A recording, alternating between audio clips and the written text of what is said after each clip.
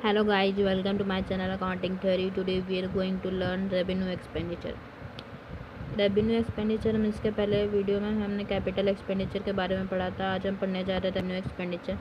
First of all revenue expenditure होता क्या है? रेवेन्यू एक्सपेंडिचर होता है रेवेन्यू एक्सपेंडिचर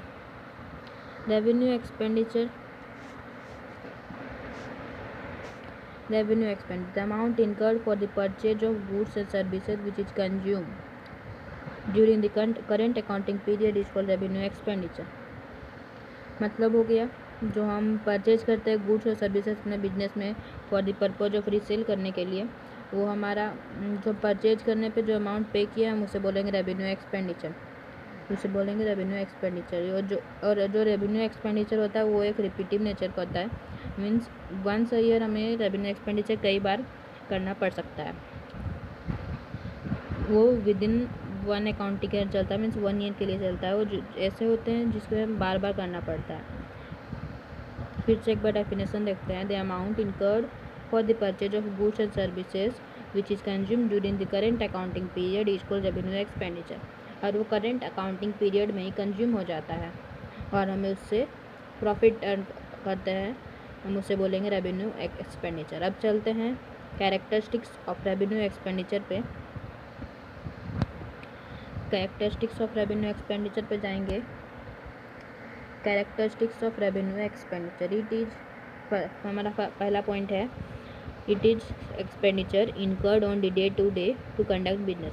ये एक टाइप का रेवेन्यू एक्सपेंडिचर जो हमारा है एक टाइप का एक्सपेंडिचर है जिसे हम डे टू डे बेसिस पे करते हैं अपना बिजनेस कंडक्ट करने के लिए। फॉर एग्जांपल, जो हमने गुड्स परचेज किया उसमें जो हमने पैसे खर्च किए वो हमारे लिए एक रेवेन्यू एक्सपेंडिचर है। और जो कि मेंटेन कर डे टू डे बेसिस पे जब हम करते हैं कंडक्ट बिजनेस करने के लिए, हमने जो गुड्स परचेज की उसमें जो हमारा खर्च हुआ वो हमारा हुआ रेवेन्यू एक्सपेंडिचर। हमारा सेकंड कैरेक्टरिस्टिक्स है रेवेन्यू एक्सपेंडिचर का, it is incurred to maintain the earning capacity of business. जो अर्निंग कैपेसिटी मेंटेन करता है revenue expenditure. Means for example, हमने जो गुड्स परचेज किया हमने उसे सेल किया, उसके बाद हमारा जो गुड्स ख़त्म हो गया हम उसे परचेज करेंगे तो ही फिर दोबारा रीसेल कर पाएंगे, तो अर्निंग कैपेसिटी मेंटेन करता है। वो हमारा हो गया कैरेक्टरिस्टिक्स ऑफ रेवेन्यू एक्सपेंडिचर। हमारा थर्ड कैरेक्टरिस्टिक्स है, इट इज़ रिकरिंग और रिपीटिव नेचर। ये रिपीटिव नेचर का होता है। इसके पहले भी मैंने बताया आपको कि ये रिपीटिव नेचर का होता है। मीन्स हमें रेवेन्यू एक्सपेंडिचर कई बार करना पड़ सकता है। हमारा फोर्थ कैरेक्टरिस्टिक्स है, it is periodicity in generally 1 accounting year. Means ये 1 अकाउंटिंग ईयर के लिए चलता है। तो ये हमारा 4 कैरेक्टरिस्टिक्स ऑफ रेवेन्यू एक्सपेंडिचर हमने पढ़ लिया। अब हम चलते हैं एग्जांपल्स ऑफ रेवेन्यू एक्सपेंडिचर पे। एग्जांपल्स ऑफ रेवेन्यू एक्सपेंडिचर पे जाएंगे। हमारा सबसे पहला एग्जांपल है वेजेस एंड सैलरी पे टू एम्प्लॉयज़। हमने अपने बिजनेस चलाने के लिए जो हम एम्प्लॉयज़ रखे हुए हैं उसे मंथली हमें सैलरी या वेजेस पे करना पड़ता है डेली बेसिस पे। तो वो जो हमारा सैलरी पे किए मंथली और जो वेजेस पे किए डेली बेसिस पे वो हमारे लिए एक रेवेन्यू एक्सपेंडिचर है।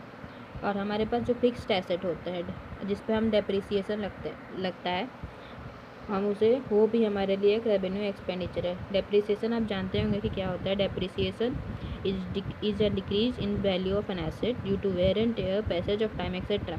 जो फिक्स्ड एसेट का डेप्रिसिएशन जो हर यूज करने पे जो उसका वैल्यू कम होता जाता है हम उसे बोलते हैं डेप्रिसिएशन। और फिक्स्ड एसेट पे जो डेप्रिसिएशन आएगा हम उसे बोलते हैं वो हमारे लिए एक रेवेन्यू एक्सपेंडिचर है। हमारा थर्ड एग्जाम्पल है रेवेन्यू एक्सपेंडिचर का, cost of material consume in the cost of manufacturing goods. जो हमारा मटेरियल कंज्यूम हुआ in the cost of manufacturing goods, manufacture करने के लिए हमारा जो कंज्यूम हुआ रॉ मटेरियल कंज्यूम हुआ वो हमारे लिए एक रेवेन्यू एक्सपेंडिचर है। और डिस्काउंट एंड अलाउंस पे जाते हैं। डिस्काउंट एंड अलाउंस जो हम कस्टमर को देते हैं फॉर पेमेंट प्रमोट करने के लिए, या फिर यूजुअली जो हम डिस्काउंट देते हैं वो हमारे लिए एग्जांपल हो गया रेवेन्यू एक्सपेंडिचर का। आशा करती हूँ कि आपको हमारा ये वीडियो अच्छा लगा होगा। प्लीज़ हमारे चैनल को लाइक शेयर और सब्सक्राइब जरूर करें। Thank you for watching.